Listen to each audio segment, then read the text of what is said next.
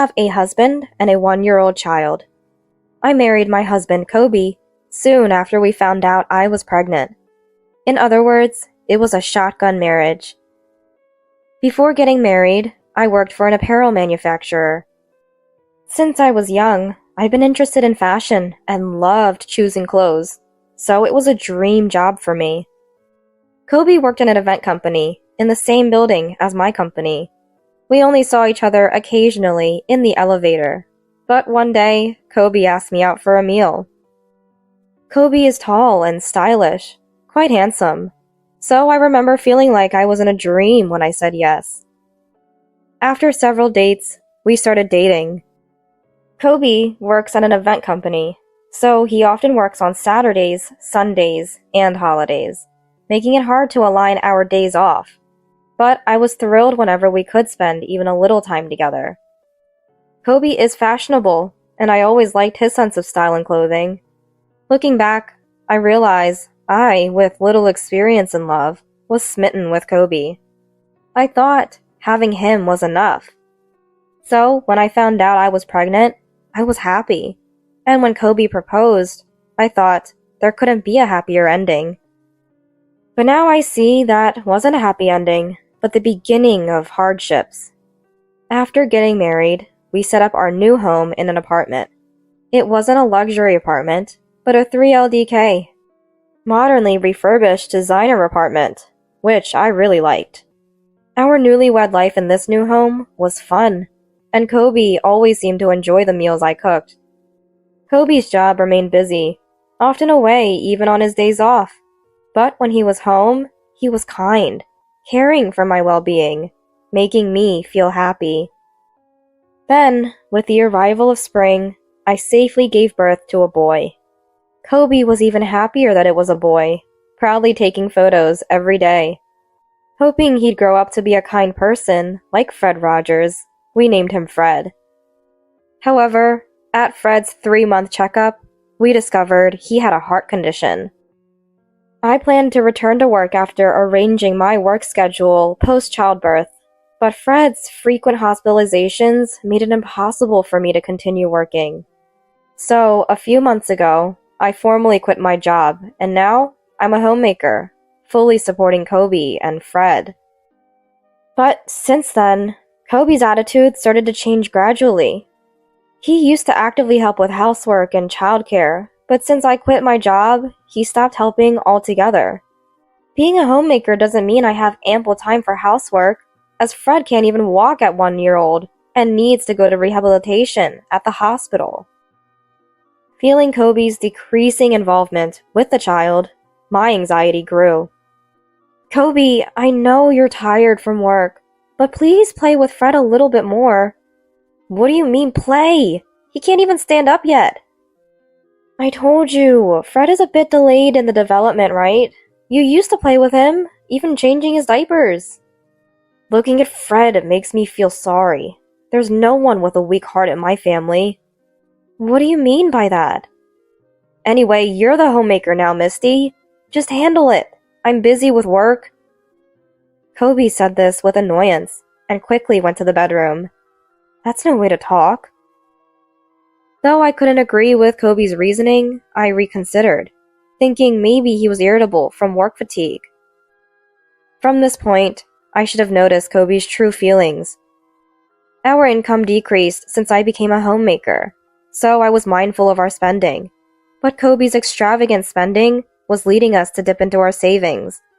So I suggested to Kobe, "This apartment's rent is high. How about we consider moving?"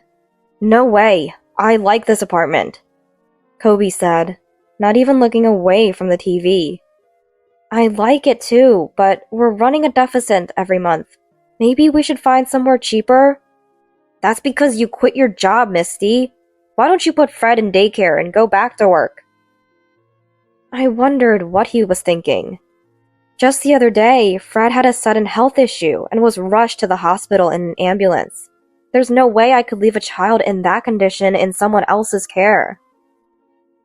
"Kobe, do you understand Fred's condition? We need to save money for Fred's sake. Actually, I found a place with cheaper rent near the hospital. It's a bit old, but a 2DK, and I think it's enough for the three of us. Fred! Fred! You're always talking about Fred! Don't make everything about him! I was startled by Kobe suddenly raising his voice. It's because I work every day that we can live like this, right? I absolutely don't want to move to some old apartment. But at this rate... I'm in a bad mood now. I'm going out for a drink. Kobe left, slamming the door loudly. Fred started crying at Kobe's yelling. As I comforted Fred, tears came to my own eyes. Did I do something to deserve being yelled at? Kobe, who used to be kind when we married, became colder and colder since we learned of our son's developmental delays and weak heart. To me, Fred is a being I can love wholeheartedly, no matter what. It saddened me that Kobe, as a husband and a dad, couldn't feel the same. As I comforted Fred, his crying face turned into a smile in my arms. Seeing Fred's innocent smile calmed me down. I made a decision. I'll think of ways to earn income while looking after Fred. I won't bring up moving again. So, I started making and selling handmade accessories and small items. I've always been interested in handicrafts and was good with my hands, so when I started selling them on an online app, they became popular enough to sell out quickly. Initially, it was just pocket money, but it gradually developed to the point where I was earning as much as a part-time job. Kobe seemed to think it was just a hobby, but working while watching Fred was quite challenging. Still, being able to slowly increase our savings brought stability to my emotions and confidence to myself. One day, as the cherry blossoms began to bloom, something was off with Fred. I thought it was his usual seizures, but his eyes weren't focusing, and he didn't respond when I spoke to him. I panicked and called an ambulance. Holding Fred's hand in the ambulance, Fred, you'll be okay. We're almost at the hospital. But there was hardly any response. I kept saying. Still, I thought I heard a faint mom from him. But by the time Fred was brought to the hospital, he was in cardiac arrest. Despite immediate CPR, Fred passed away. He was only 1 year and 3 months old. After losing Fred, I became like an empty shell. I couldn't bring myself to do anything or meet anyone. I couldn't accept the reality that Fred was gone. Kobe shed tears right after Fred's death, but a few days later, he was acting as if nothing happened. Seeing how down I was, he said, "Fred was sick from birth. It was his fate." Yeah, but I still can't believe Fred is gone. Next time, we'll be blessed with a strong child. I'd prefer another boy. I was dumbfounded, looking up at Kobe. His insensitive words, as if Fred had never existed, deeply wounded me. Kobe, I want us to remember Fred right now. What's with that attitude? Like you're the only one suffering? I dreamt of playing with a healthy son. It wasn't supposed to be like this. What do you mean? To be honest, Fred was a burden. It's better this didn't go on for years. I couldn't believe it. Could this man say such cruel things so easily? Sure, it was tough having Fred, but I'm grateful he came into this world. I don't ever want to forget our dear son. I honestly expressed my feelings to Kobe, but I didn't think my words reached his heart. I'm tired of talking about this. I'm going to sleep. With that, Kobe quickly retreated to the bedroom. Even after that, I couldn't stay positive and often found myself depressed. I didn't feel like restarting my handmade craft sales, barely managing the bare minimum of housework. Seeing me like this, Kobe grew even moodier. Gradually, he started coming home late and often ate out without contacting me. I think our marital relationship was cooling off bit by bit. I knew this couldn't continue, but I couldn't bring myself to take any action. Eventually, Kobe began saying he was on business trips and started staying out overnight. He said the events he was handling were in the countryside, but I had a bad feeling about it. And that feeling turned out to be right. One day, a woman named Abigail visited our house. Kobe was out at work that day. Are you Kobe's wife? Yes, but who are you? I work at the same company as Kobe. You're from his company? Yes, and I'm in a relationship with Kobe. I'll get straight to the point. I want you to break up with him. What? You're neglecting Kobe. You don't cook proper meals and there's no conversation between you two. If you don't love him, please break up with him. Wait a minute. Are you saying you're dating Kobe? This is the first time I'm hearing of this. How can you expect me to just agree to break up? Can you leave for today, please? So, you get desperate when you think you'll lose him. But Kobe loves me. He says he can work hard because of my support, including in his personal life. He says he gets irritated being with you. I wondered why I had to hear such things from this woman who suddenly showed up. Trying to suppress my rising anger, I looked straight at Abigail. Please leave. Abigail seemed to want to say more, but reluctantly left. When Kobe returned late that night, I confronted him about what happened. What's going on? Are you dating Abigail? Of course not. She's just a junior at work, and we've had meals together, that's all. So, she's been supporting you in your personal life? That's why you've been coming home late? You're always so noisy. You sit at home crying all day, and now you act all high and mighty. I stared at Kobe in shock. Without meeting my gaze, he opened the fridge, took out a can of beer, and started drinking, ignoring me completely as he turned on the TV. I stood there, unable to say anything more. A few days after the incident with Abigail, I received a message from a close friend from university. I had majored in fashion design in college. The message was an invitation to a reunion with classmates from that time. During university, I was full of dreams and hope. With my classmates in fashion design, I felt I could be my truest self, unlike with other friends. Maybe I should go. On the other hand, many of my classmates were flourishing in design-related jobs. I felt too miserable showing them my current downtrodden self. As I was brooding over this, my mobile phone rang. It was Kristen, the friend who had messaged me. Misty, it's been a while. Are you okay? Hearing the caring words of my friend after so long, I felt like she understood my current state. Yeah, maybe I'm not so okay, I said, tears welling up. I'm off today. Can I come to see you? I was deeply touched by my friend's eagerness to be there for me. Yes, I want to see you too. Within an hour, Kristen arrived at my house. Then I told her about the loss of my dearest son. It was like that. You always keep tough things to yourself. You haven't changed. It must have been hard for you. Misty, you really did well. Kristen prayed in front of Fred's portrait and said, Fred looks so nice in this photo. It feels like he's saying thank you, Mom, to me. Hearing those words, I couldn't stop my tears from overflowing. On the last day, when Fred was taken in the ambulance, I felt like he called me Mom. Maybe he was saying thank you at that moment. I told Kristen about it and broke down crying. She gently rubbed my back until I calmed down. After a good cry, we had a lively chat about the old times. I felt like I had returned to those fearless days when I dreamed of becoming a top designer.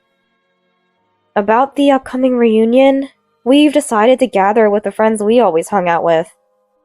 We 5, including Kristen and me, used to run an online sales business during our student days. We even came up with our own brand name and made some sales. But with employment, we each chose our paths, and the online shop was closed. Everyone has built a certain career and is feeling the limitations within their organizations. So we're talking about starting our brand again. Really? That's amazing. But can I join? I'm just a homemaker now. What are you saying? You were selling handicrafts until recently. That's why we started talking about this. Really? Everyone knows about it. They say your sense is amazing. You had customers right away, but you stopped recently, and we were all worried. It made us want to go back to how we felt before. My craft sales had reminded them of our student days determination. They were now resolved to seriously start up our brand again. That's what the reunion was for. If it's okay with you, I want to try hard again with everyone. Kristen smiled gently at my softly spoken words. It was a moment when I felt positive again. Later, we steadily prepared and launched our brand. Kristen and the other 3 members had worked in a famous design company and the apparel industry. Within their various connections, our brand made a splendid debut. Kobe seemed uninterested in my new job. Yet, when our brand began to get media attention, he acted as if nothing had happened. The income must have increased a lot, right? How about buying a new car? He approached me with such suggestions. But we've just started and are still unstable, so I don't want to waste money. And we've only had our current car for 3 years. When I said that, acting all high and mighty, you have what you have now because I've been feeding you. He spat out his usual harsh words, but I was less shaken by his words than before. I was regaining my sense of self. Yet, an event that could plummet me to rock bottom occurred. The day before Fred's first anniversary, Kobe said he couldn't come because of a sudden business trip. What do you mean? It's an important day. Couldn't you have asked someone to cover your trip? It's a project I'm handling, so of course it's impossible. Besides, I want to forget about Fred. You go to the grave alone. I thought he was the worst. Over this year, my trust in Kobe had crumbled, but his words today made something inside me snap. Okay, I'll go alone. You take care of your important tasks alone too. Kobe looked puzzled, but hurriedly left, perhaps guilty about something.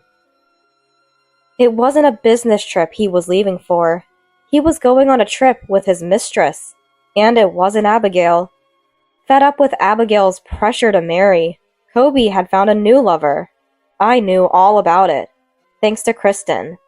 When our brand started a few months ago, Kristen approached me with a serious matter.